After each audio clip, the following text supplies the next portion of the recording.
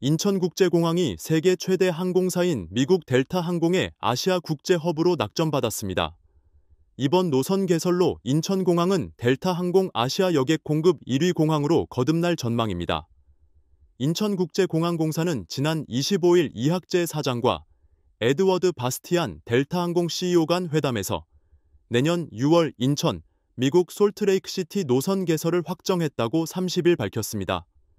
이로써 인천공항은 아시아 최초로 델타 항공 4대 코어 허브 공항인 애틀랜타, 디트로이트, 미니애폴리스, 솔트레이크시티를 모두 연결하게 됐습니다. 새 노선 개설로 인천공항은 델타 항공의 아시아 내 공급 좌석 기준 1위로 올라설 전망입니다. 이는 기존 아시아 허브였던 일본 나리타 공항의 자리를 대체하는 것입니다. 공사 측은 이번 협약으로 연간 여객 18만 명과 환승객 9만 4천 명 창출이 예상된다고 밝혔습니다. 미주 노선은 인천공항 전체 여객 10%, 환승객 31.3%를 차지하는 주요 시장입니다. 이학재 인천국제공항공사 사장은 델타 항공과 협력으로 인천공항은 세계적 허브 공항으로 성장할 수 있을 것이라고 말했습니다.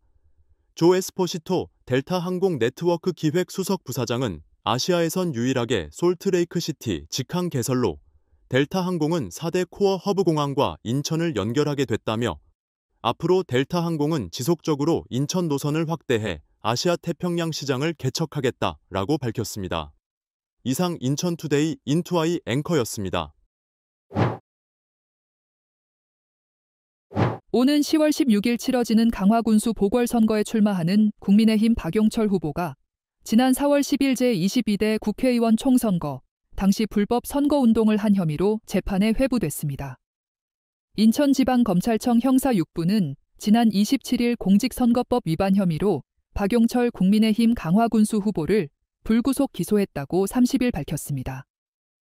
박 후보는 총선을 앞두고 강화군 유권자 집을 방문해 선거운동을 한 혐의를 받습니다. 공직선거법 제106조를 보면 선거 기간 중 누구든지 선거운동을 위해 유권자 집을 방문할 수 없다고 명시돼 있습니다. 이를 위반하면 동법 제255조에 의거해 3년 이하의 징역 또는 600만 원 이하의 벌금에 처할 수 있습니다. 이에 대해 박 후보 측은 이번 기소가 선거에 영향을 줄 정도의 사안은 아니라고 보고 있습니다.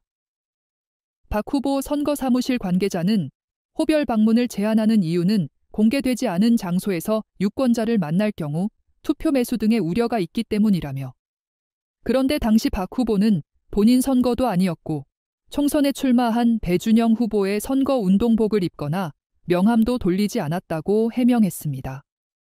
그러면서 당시 시의원 신분인 박 후보가 만난 사람은 국민의힘 책임당원들로 민심 청취를 위한 방문이지 공직선거법상 제한되는 호별 방문과는 결이 다르다라고 덧붙였습니다.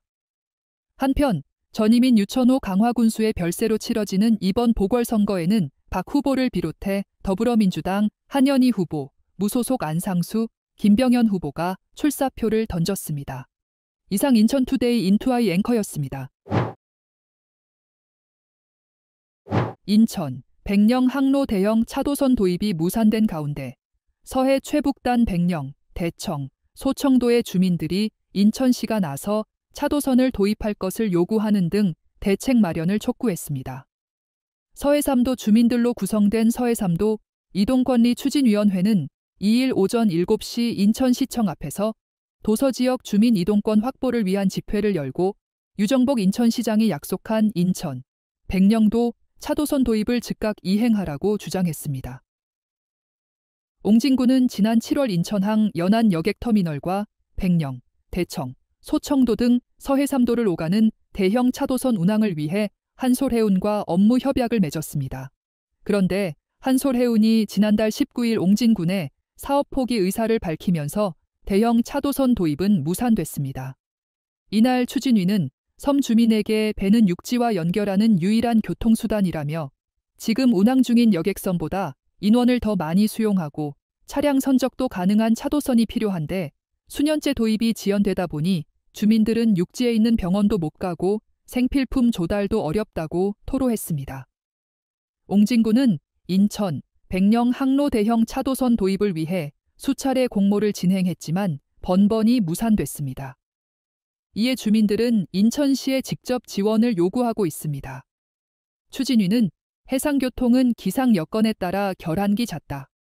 특히 접경지인 서해삼도는 남북 관계가 악화되면 운항이 중단될 가능성도 있다며 결항기나 운항 중단으로 손실이 발생하고 대형 여객선 건조비 부담도 커 일반 선사가 항로를 운영하기는 쉽지 않다라고 설명했습니다.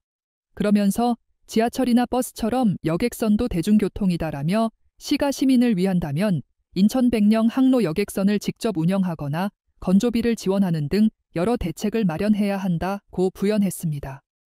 심효신 서해삼도 이동관리 추진위원회 위원장은 섬 주민에게 여객선은 생존이고 생명이라며 옹진군과 인천시는 9차례나 공모를 진행하고도 새로운 여객선을 투입하지 못했다고 지적했습니다. 이어 현재 인천, 백령 항로엔 차량을 실을 수 없는 여객선만 다닌다. 주민들은 차량 운반을 위해 편도 12시간이 걸리는 화물선을 이용해야 한다며 특히 주말이나 공휴일에는 여객선 표를 구하기 어려워 주민들이 새벽부터 줄을 서는 배표 대란 사태도 벌어지고 있다고 말했습니다. 끝으로 올해 초 백령도 연두 방문 때 유 시장이 옹진군의 여객선 투입 공모가 무산되면 시가 나서 여객선을 투입하겠다고 공언했다고 주장한 뒤 이제는 시가 주도적으로 나서 주민들의 이동권을 보장해달라라고 호소했습니다. 이상 인천투데이 인투아이 앵커였습니다. 인천 초중고등학교 2214곳은 스프링클러가 설치되지 않은 것으로 나타났습니다. 학교 10개 중 9개 정도는 스프링클러가 없는 셈입니다.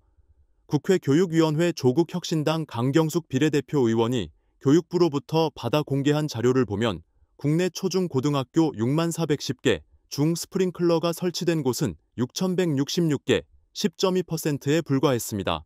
인천은 초중고등학교 2541개 중 327개, 12.8%만 스프링클러가 설치돼 국내 평균보다 스프링클러 설치율이 높았으나 학교 10개 중 9개가량은 스프링클러가 없는 것으로 확인됐습니다. 구체적으로 인천 초등학교 1247곳 중 1076곳, 86.3%에 스프링클러가 설치되지 않은 것으로 확인됐으며 중학교 626곳 중 569곳, 90.9%, 고등학교 668곳 중 569곳, 85.2%에 스프링클러가 설치되지 않았습니다. 강경숙 의원은 소방시설법 개정에 학교는 2005년 이후 4층 이상 연면적 1000제곱미터 이상 건물엔 스프링클러를 설치해야 하지만 소급 적용이 되지 않아 노후 학교는 여전히 화재에 취약하다는 문제가 계속해서 지적된다고 밝혔습니다. 이어 최근 사상자 19명이 발생한 부천 소재 호텔에서도 스프링클러가 없어 피해가 컸다는 지적이 나온 만큼 학교 화재에 대응하기 위한 실효성 있는 대책 마련이 필요하다고 전했습니다. 강경숙 의원은 학교는 특성상 아이들이 대다수를 차지하는 공간으로 갑작스럽게 발생하는 화재 사고에 아이들이 당황하기 쉽다며 아이들 안전과 직결되는 소방시설 점검 기준을 강화하고 스프링클러 설치 계획을 체계적으로 세워야 한다고 말했습니다. 이상 인천투데이 인투아이 앵커였습니다. 인천 연수구에 소재한 한 사회복지시설에서 근무하던 고 김경현 사회복지사가 직장 내 괴롭힘으로 투신해 사망한 지 1년이 지났습니다. 인천 지역 노동시민사회단체 등이 모여 꾸린 대책위는 김 사회복지사의 사망 사건 후에도 제대로 된 재발 방지책이 마련되고 있지 않다며 갈 길이 아직 멀다고 밝히고 있습니다.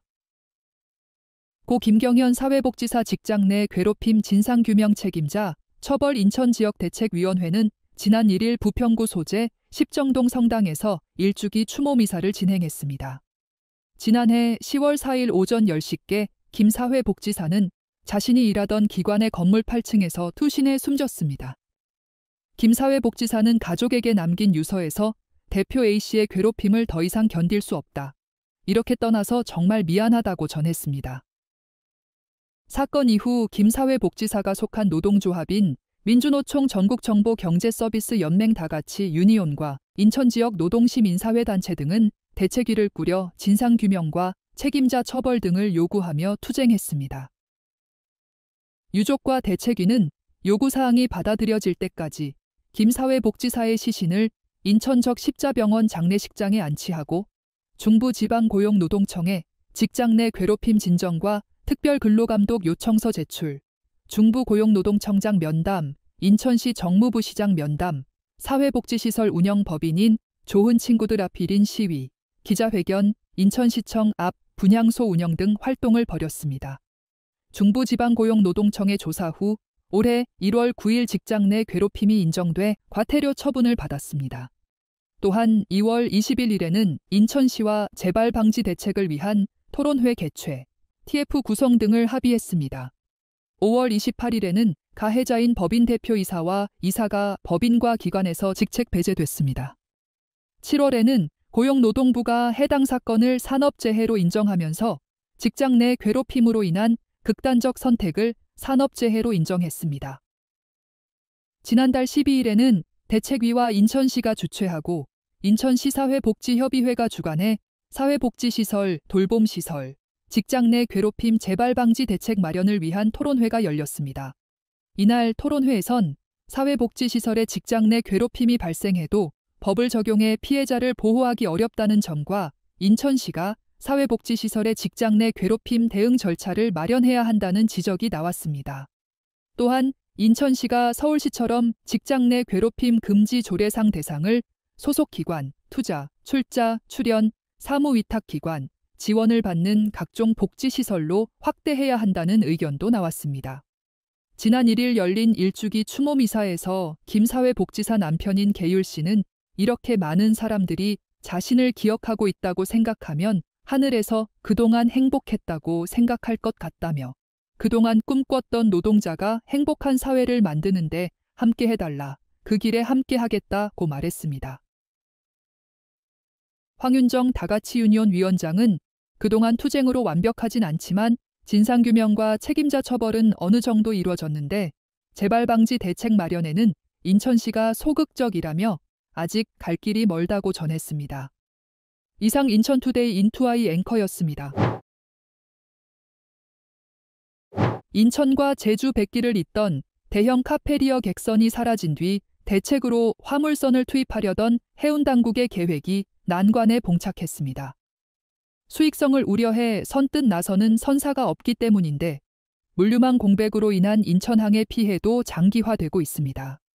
인천항만공사가 지난달 13일까지 인천 제주 간 생필품 등 해상 화물 운송을 위해 진행한 인천항 연안 이부두 선석 운영 선사 모집 결과를 보면 참여한 선사는 한 개도 없었습니다.